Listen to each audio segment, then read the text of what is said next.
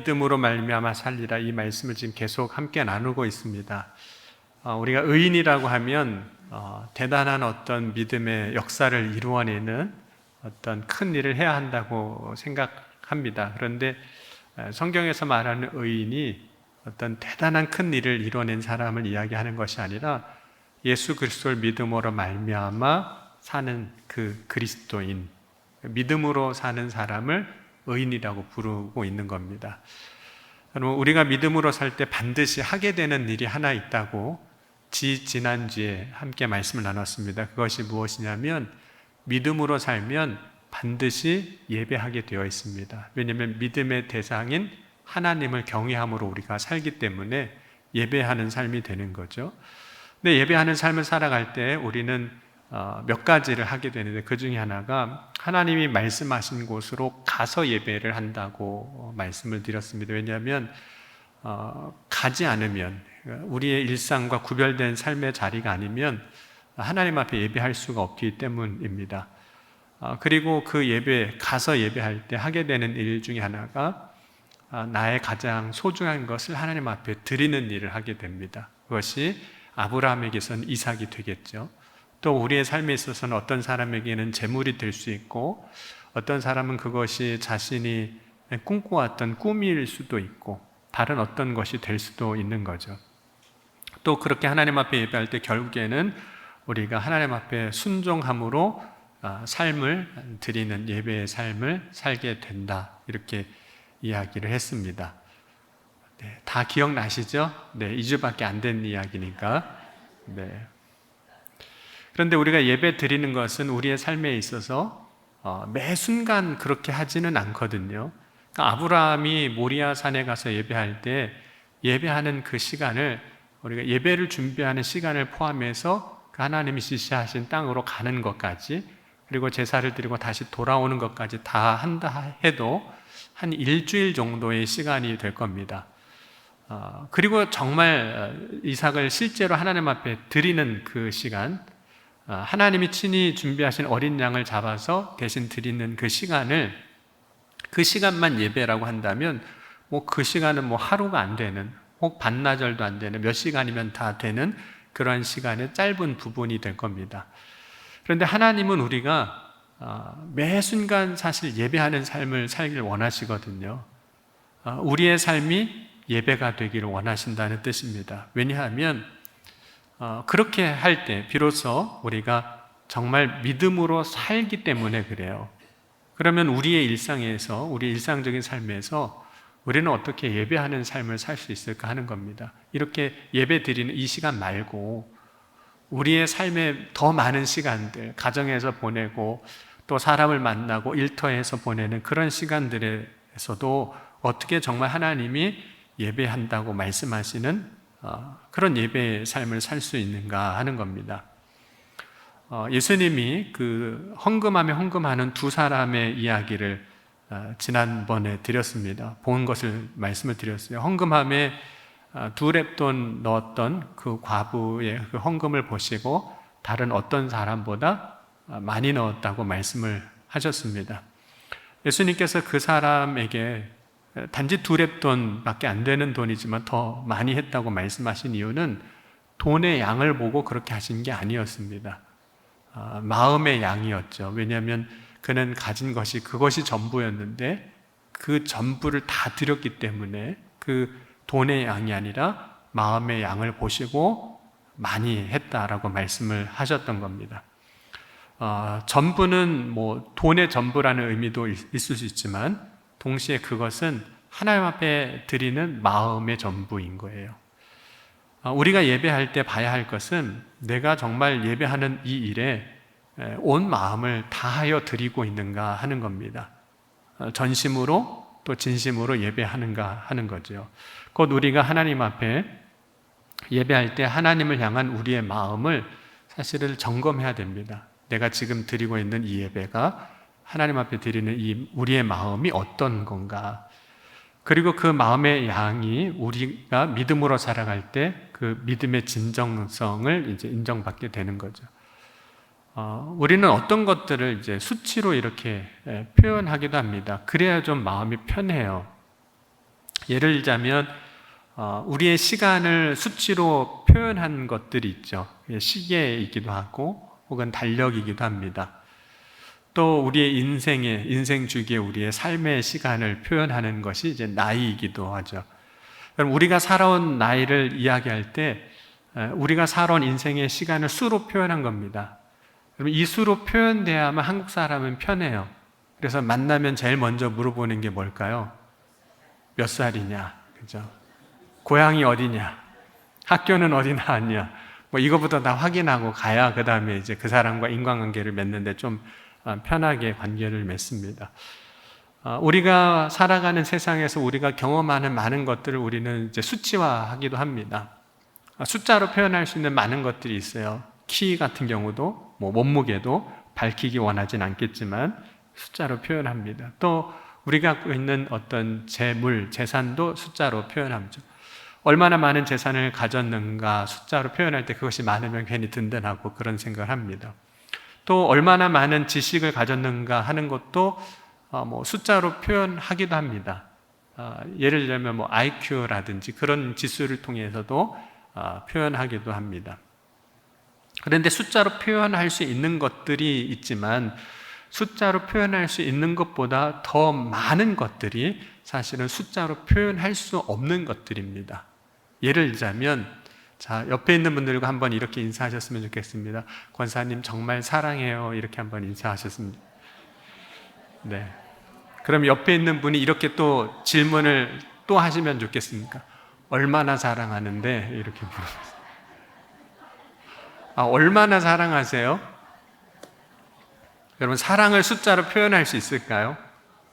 내가 너를 10만큼 사랑해. 근데 어떻게 보면 10이 많은 것 같기도 하고 뭐 적은 것 같기도 하죠. 여러분 요한일서 4장 8절 9절 보면 사랑하지 아니하는 자는 하나님을 알지 못하나니 이는 하나님은 사랑이심이라. 하나님의 사랑이 우리에게 이렇게 나타난 바 되었으니 하나님이 자기의 독생자를 세상에 보내심은 그로 말미암아 우리를 살리려 하심이라. 하나님이 사랑이신데 그 하나님의 사랑 우리에게 표현해 주셨어요. 근데 어떤 식으로 표현하셨냐면 숫자로 표현하신 것이 아니라 독생자를 우리에게 보내주신 것으로 어떤 행위로 보여주시는 거죠. 십자가를 통해서 우리를 위해서 대신 죽으심으로 그 사랑이 얼마나 크고 놀라운지 그걸 보여주신 겁니다. 여러분, 하나님의 사랑을 우리가 숫자로 말할 수 없습니다.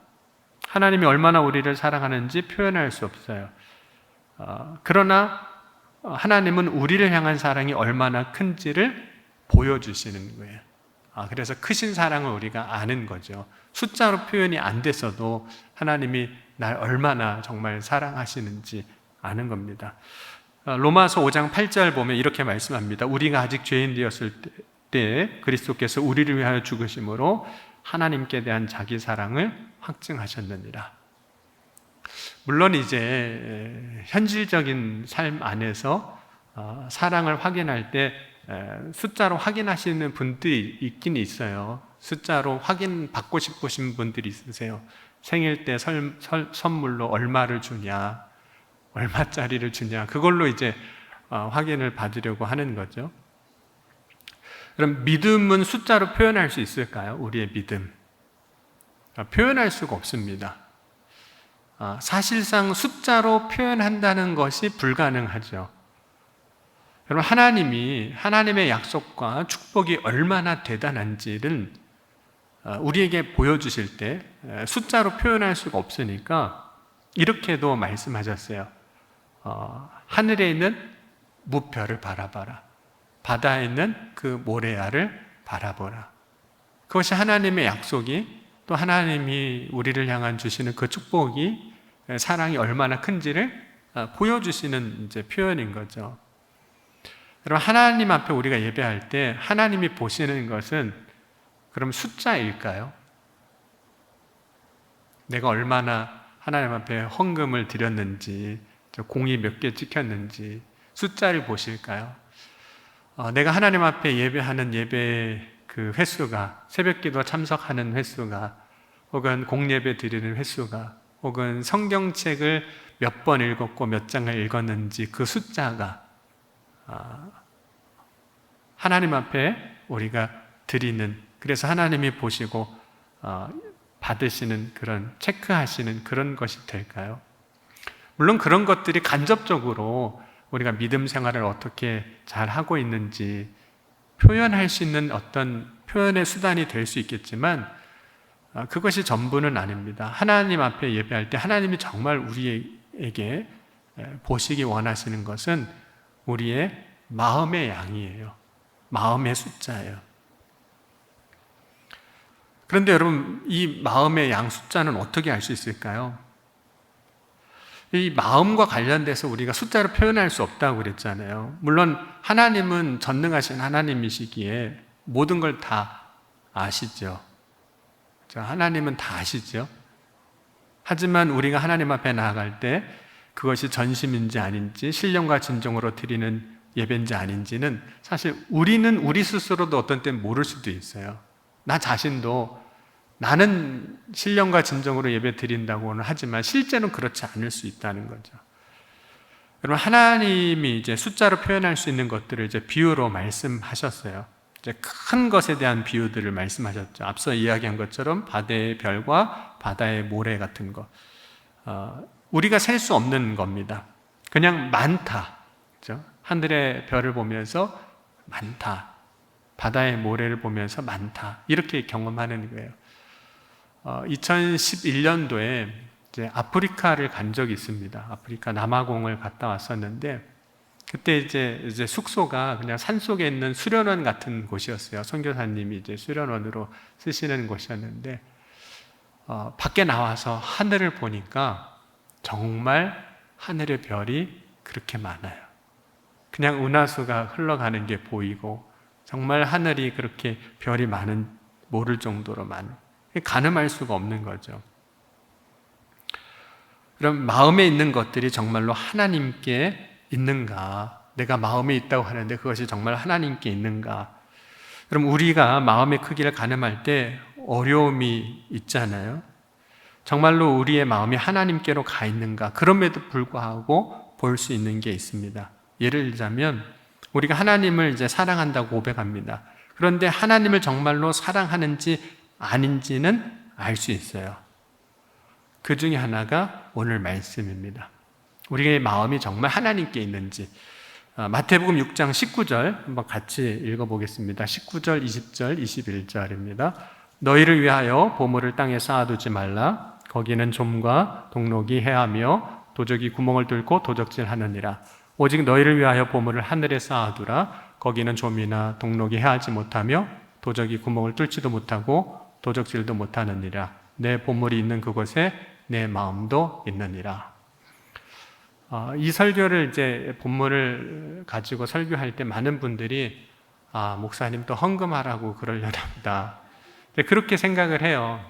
왜냐하면 그렇게 많은 설교들을 해왔기 때문에. 근데 예수님께서 오늘 말씀하신 보물이 뭘까요? 보물. 돈을 얘기하는 걸까요? 보물, 돈일까요? 그러니까 헬라 성경을 보면 오늘 말씀에 나오는 그 보물이라는 이 단어는 이런 의미가 있어요. 집에 있는 것 중에 가장 귀한 것. 근데 우리는 보물이라고 하면 제일 먼저 뭐가 떠오를까요? 여러분은 보물하면 뭐가 제일 떠오르세요? 결혼할 때 받은 다이아 반지이신가요? 아니면 집에 있는 금 목걸이, 루비, 사파이어, 네, 그런 보석인가요? 물론 그것도 우리가 소중하게 여긴다면 보물이 될 수도 있습니다. 근데 성경에서 말하고 있는, 오늘 우리가 보고 있는 한글 성경에서 보물이라고 말하는 것은 집에 있는 것 중에 가장 귀한 걸 말하는 거예요. 자, 여러분, 집에 있는 것 중에 뭐가 제일 귀한 거죠? 금은 보석이 가장 귀하다고 말할 수 있어요. 그런데 여러분, 금은 보석을 가장 귀하다고 말하는 이유는 돈의 가치를 가장 중요하게 생각하기 때문에 그게 가장 귀하다고 생각하는 거예요. 여러분, 어떤 사람에게는 금, 은보다 더 귀한 게 집에 있을 수도 있어요. 예를 들어서 어떤 사람에게는 부모님이 남겨준 편지 한 장이 돈보다 더 귀할 수 있어요. 어떤 사람에게는 자신에게 남겨진 그 사진 한 장이 내 집에 있는 내가 여기는 가장 소중한 물건일 수도 있어요. 또 어떤 사람에게는 그 집에 있는 자녀가 제일 소중한 것일 수도 있죠. 뭐 남편이 그럴 수도 있고, 뭐 아내가 그럴 수도 있고.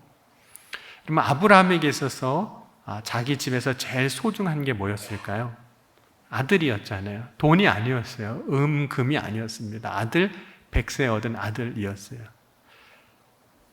그런데 믿음으로 살려고 할 때 우리가 해야 하는 것이 있는데, 그것이 뭐냐면 내가 가장 귀하게 생각하는 것을 어느 순간 하나님 앞에 드려야 한다는 겁니다. 왜냐하면 보물이 있는 곳에 무엇이 있기 때문에 그래요? 마음이 있기 때문에 그래요. 여러분은 마음이 어디에 있으신가요? 작년에 한 해 꽤 많이 뉴스가 됐던 이슈 중에 하나가 국회의원 중에 한 분이 회기 중에 비트코인 거래한 거였거든요. 뭐 도덕적으로 법리적으로 옳고 그름을 떠나서 저는 그 이슈를 보면서 그런 생각을 했어요. 마음이 거기에 있구나. 마음이 거기에 있는 거예요. 우리가 신앙생활을 하면서 마음을 어디에 두느냐가 참 중요합니다. 이유가 있어요. 사람이 마음을 두잖아요. 그러면 마음을 둔 곳을 바라보게 되어 있습니다. 마음에 둔 그곳을 생각하게 되어 있어요. 그리고 마음에 둔 그곳에 가게 되어 있습니다. 그러면 신앙생활을 종종 이제 결혼으로도 비유해요.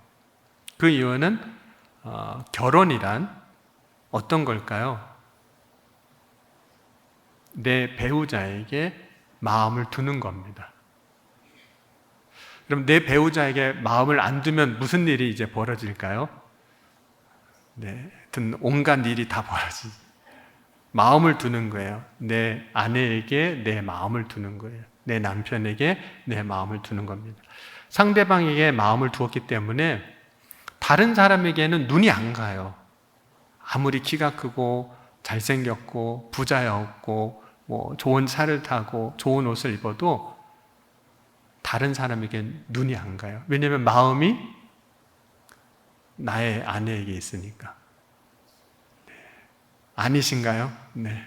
마음이 내 남편에게 있으니까. 여러분, 상대방에게 마음을 두었기 때문에 그 사람을 위해서 내가 헌신하고 수고하는 게 기쁩니다.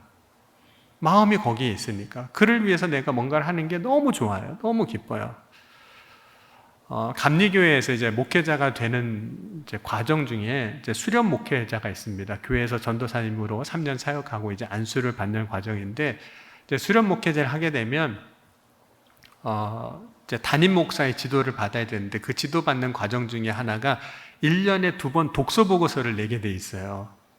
지정된 도서를 읽고 이제 독서 보고서를 내고 담임 목사에게 이제 확인받고 그거 서류를 이제 연회에다 이렇게 제출하게 되어 있는데, 한 해는 그 수련 목회자 독서 보고서 필독서, 그래서 보고서를 내야 하는 책 중에 김남준 목사님이 쓰신 책이 있는데, 이런 책의 제목입니다.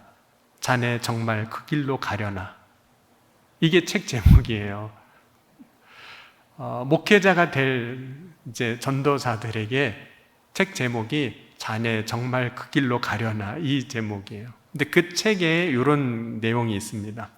강조님, 김남준 목사님이 실제로 이제 학교 강의하면서 경험했던 이야기인데, 이렇게 쓰여 있어요. 제가 그냥 책 그대로 읽어드릴게요. 어느 해 가을이었습니다. 저는 신학교 졸업반 클래스에서 소선지자를 강의하게 되었습니다. 그때 저는 선지자가 누구인지에 대하여 몇 주간 예비적인 강의를 하였습니다. 그때 강의를 듣던 한 학급의 학생 5명이 휴학을 결심하였습니다. 그중 한 학생이 제게 말했습니다. 교수님, 강의를 통해서 제가 지금 벼랑에 서 있다는 것을 비로소 알았습니다. 제가 진실로 목회 사역을 위해 부름을 받았는지에 대하여 확신이 서지 않았습니다. 하나님 앞에 이 문제를 확인하지 않고 졸업하면 제 의사와는 상관없이 목사가 될 것 같은 두려운 마음이 듭니다. 한 해 동안 기도하고 목회자가 되어야 하는지 여부를 다시 결심하겠습니다. 이게 이제 강주미 목사님이 학교에서 강의를 하면서 한 학생을 만나면서 있었던 이야기였어요. 이제 목회의 길에 선 전도사들에게 이 책을 읽게 하고 그들이 어떻게 반응할까 싶기도 했지만, 독서 보고서를 저도 이제 읽고 그 평가를 작성하면서 저 자신을 이제 돌아보게도 됐어요. 제가 처음 이제 목회자가 되고자 했을 때 내 마음은 어디에 있었나 하는 거예요. 정말로 마음이 하나님께 있어서 내가 이 길을 걷고자 했던 것인가, 아니면 그냥 어떤 직업의 하나로 그냥 이 자리에 던져져서 목회자가 되고자 했던가, 아니면 이 일을 통해서 나의 성공과 영광을 위하여 선택한 것인가에 대해서 다시 한번 생각을 해봤어요. 내 마음은 어디에 있는가 하는 거예요. 그럼 목회자뿐만 아니라 우리가 신앙생활을 하면서 나의 마음이 하나님께 있는가를 사실 살펴봐야 되는 겁니다. 그렇지 않으면 신앙생활을 나의 목적을 이루기 위한 수단이 되게 할 뿐입니다. 여러분, 수단은 목적을 위해서 얼마든지 바꿀 수 있는 거예요. 목적은 바뀌지 않아요. 그런데 수단은 목적을 위해서 바꿀 수 있는 거예요. 그러나 신앙생활이 나의 목적을 이루는 수단이 아니라 정말 그것이 목적이 된다면 하나님께 마음을 두고 자신의 믿음을 지키는 사람이 될 겁니다. 여러분, 오늘 이 시간 정말 우리가 믿음으로 산다는 건 어떤 것이냐면 나의 마음을 하나님께 두고 살아가는 거예요. 그러면 그 기준으로 인해서 다른 것들이 다 정리가 돼요. 내 마음을 하나님께 두니까 내가 뭘 해야 될지도 정해지고 내가 어떻게 해야 될지도 정해지고 다 정해지는 거예요. 여러분, 나의 마음을 하나님께 두면 이런 일도 벌어져요. 마음을 하나님께 두면 그 마음을 둔 하나님을 위하여 무언가를 하고 싶어지는 마음이 생겨요. 마음을 하나님께 두면 하나님을 위하여 내가 무언가를 하는 것이, 시간을 드리는 것이든 내 재물을 쓰는 것이든 그것이 아깝지가 않습니다. 마음을 하나님께 두면 내가 하나님을 위하여 무엇인가를 할 수 있는 그 자체가 그냥 기쁨이 돼요. 네, 이게 신앙생활이 결혼하고 똑같아서 그래요. 여러분, 마음을 남편에게 두잖아요. 그럼 남편을 위해서 하는 게 아까울까요? 안 아까울까요? 안 아깝습니다. 남편을 위해서 하는 게 기쁠까요? 안 기쁠까요? 기쁩니다. 남편을 위해서 더 하고 싶을까요? 하고 싶지 않을까요? 네, 바꿀게요. 이제 아내로. 아내에게 마음을 두면 남편은 아내를 위해서 아까울까요? 안 아까울까요? 시간을 쓰고 돈을 쓰고 나의 모든 에너지를 쓰는 게 아깝지가 않습니다. 마음을 아내에게 두면 그를 위해서 헌신하는 거 너무 기쁨이 되는 거예요. 너무 즐거움이 되는 거예요. 그러니까 하나님께 마음을 둔다는 것이 그런 거라는 거예요. 그런데 이것이 마음이 정말 하나님께 두잖아요. 그러면 그 일을 계속 할 수 있어요. 마음이 하나님께 있으니까. 그런데 마음이 없으면 한두 번은 할 수 있어요. 의무 때문에도 할 수 있고 누가 억지로 시켜서도 할 수 있고, 그런데 어느 순간 더 이상 할 수 없는 지경에 이르게 되는 겁니다. 그럼 믿음으로 산다는 것은 마음을 하나님께 두는 거예요. 그런데 이것이 누구와 결코 비교 대상이 되지 않습니다. 그럼 믿음의 사람이 마음을 하나님께 두었을 때 모든 사람이 다 똑같은 일을 하지는 않습니다. 마음을 하나님께 두었을 때 그 삶의 모습은 각각일 수도 있어요. 왜냐하면 각자 할 수 있는 영역과 또 범위와 능력이 다르기 때문입니다. 하지만 하나님께 마음을 두었을 때 마음을 하나님께 둔 사람들 사이에서 나타나는 공통점들이 있어요. 그것은 서로 통한다는 거예요. 내가 마음을 하나님께 두잖아요. 그러면 그 마음을 둔 사람과 누군가 또 마음을 하나님께 둔 사람이 서로 만났어요. 그런데 그 사람이 서로 통하는 게 있다는 거예요. 여러분, 하나님께 마음을 둔 사람은 기꺼이 하나님의 일을 합니다. 그럼 어떤 일을 할 때 기꺼이 하는 사람이 있는가 하면 억지로 하는 사람도 있습니다. 기꺼이 해도 일을 할 수 있고 억지로 해도 일을 할 수는 있어요. 일은 다 될 수 있어요. 여러분, 구레네 시몬이라는 사람이 예수님의 십자가를 억지로 지고 갔습니다. 그런데 믿음으로 살 때 일어나는 변화가 있는데, 누군가가 나를 억지로 하게 하는 일이 있어도 마음을 하나님께 두면 그것을 기꺼이 하게 된다는 거예요. 여러분, 예수님께서 산상수훈을 통해서 우리가 믿음 안에서 살아갈 때 해야 할 일들을 팔복뿐만 아니라 쭉 계속해서 8장 1절까지 말씀하시거든요. 근데 5장에 보면 참 우리가 어떤 때는 하기 어려운 말씀들을 주세요. 여러분, 누가 뺨을 치면 어떻게 하면 되죠? 왼뺨을 치면 홀수는 안 돼. 짝수로 맞춰야 돼. 그죠? 오른뺨도 되고. 5장 41절에 보니까 이렇게 말씀합니다. 또 누구든지 너로 억지로 오리를 가게 하거든 그 사람과 심리를 동행하고. 누군가 나를 억지로 오리로 가게 할 때 시작은 억지로 오리는 왔어요. 그런데 나머지 오리는 어떻게 하라는 거죠? 기꺼이 가라는 거예요. 처음의 시작은 억지로 시작이었어요. 그런데 나중은 기꺼이 하라는 거예요.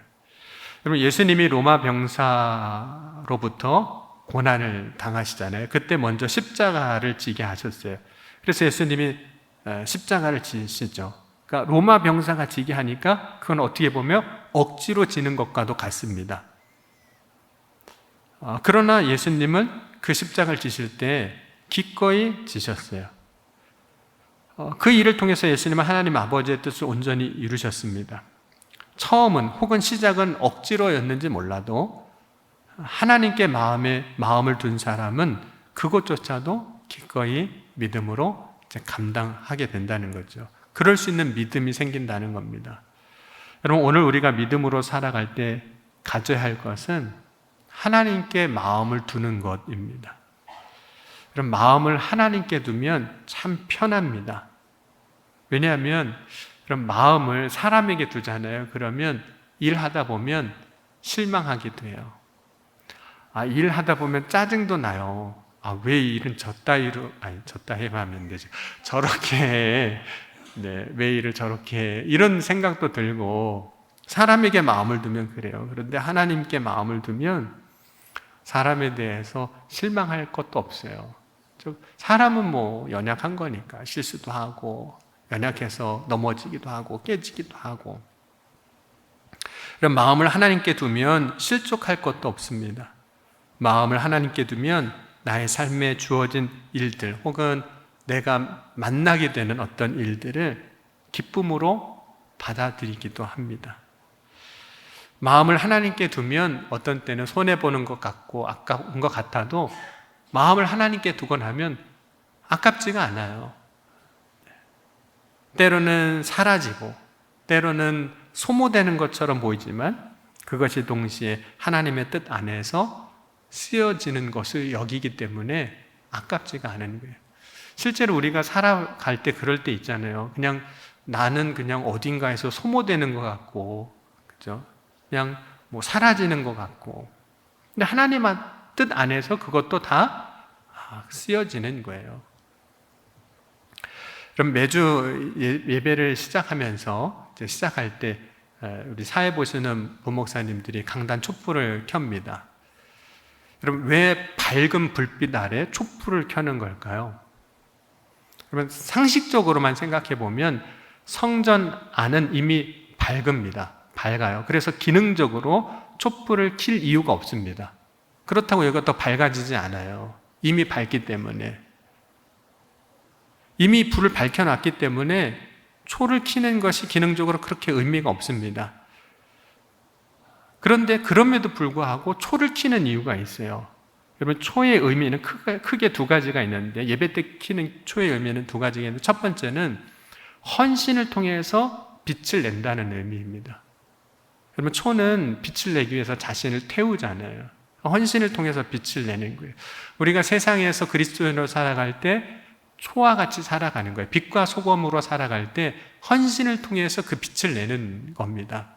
그런 의미가 있고, 또 초의 의미는 기도의 의미가 있습니다. 여러분, 초는 늘 하늘로 향하고 있어요. 촛불을 켜면 그 향기가 하늘로 올려집니다. 그래서 초를 기도로 이야기하고 있어요. 그러니까 촛불이 하늘 향하여 올라가는 것처럼 우리의 기도가 하나님께 상달되는 것을 의미합니다. 그래서 예배 때 초를 이제 켜는 겁니다. 그러니까 초를 켤 때 기능적인 효용성이 없는 거예요. 그렇죠? 그냥 밝히는 거, 그냥 이미 조명이 밝은 상황에서는 기능적인 효용성은 없습니다. 그런데 여러분, 기능적인 효용성이 없으니까 다음 주부터 우리 이제 초는 켜지 말까요? 그렇지가 않잖아요. 아무도 초를 매주 켜면서 아깝다라고 생각하지 않습니다. 우리는 의미를 알기 때문에 기꺼이 이 예배 시간에 초를 켜는 겁니다. 초를 태우는 거예요. 그럼 믿음으로 산다는 것은 나의 마음을 하나님께 드리는 겁니다. 오늘 나의 마음이 하나님께 두어지지 않은, 놓여지지 않은 부분이 있다면 오늘 이 시간 우리의 삶을 돌이켜서 마음을 하나님께 두고 하나님께로 향하는 믿음의 삶을 살아가는 저와 여러분이 될 수 있기를 주의 이름으로 간절히 축원합니다. 오늘 주신 말씀 붙잡고 함께 기도하시겠습니다. 오늘 기도할 때 주님, 오늘 나의 마음이 하나님께 있게 하여 주옵소서. 오늘 이 시간 그리하여 우리의 삶의 매 순간순간마다 하나님을 예배하는 믿음의 삶이 되게 하여 주옵소서. 이 시간 함께 우리 통성으로 기도하시겠습니다. 지금도 살아계시고 역사하신 하나님 아버지 감사합니다. 오늘 이 시간도 주의 사랑 안에 거하게 하시고 또 예배의 시간 서게 하여 주시니 감사합니다. 오늘 이 시간 나의 마음이 하나님께 향하게 하여 주옵소서. 마음을 하나님께 두고 믿음의 삶을 살아갈 수 있도록 주님 역사하시고 축복하여 주옵소서. 오늘 이 시간 특별히 에스더 선교의 헌신 예배로 드립니다. 우리의 삶이 하나님 앞에 드려지는 귀한 복된 삶이 되게 하시고 오늘 우리 예배가 하나님 앞에 온전히 드려지는 귀하고 복된 예배가 되게 하여 주옵소서. 사랑해 주님 감사합니다. 오늘 이 시간에도 우리의 마음을 하나님께 두고 예배의 자리에 나왔습니다. 오늘 우리 예배 가운데 역사하신 주님께서 우리의 삶의 주인 되시고 통치자 되시고 인도자 되어서 어떤 곳에서도 피곤하거나 낭망하지 아니하고 승리하는 삶을 살게 하시고 주님 주신 은혜 안에 기뻐하는 믿음의 삶이 되게 하여 주옵소서. 오늘도 주님께서 각 사람 가운데 행하여 이루어 주신 줄 믿사오며 예수님의 이름으로 간절히 축복하며 기도하옵나이다. 아멘.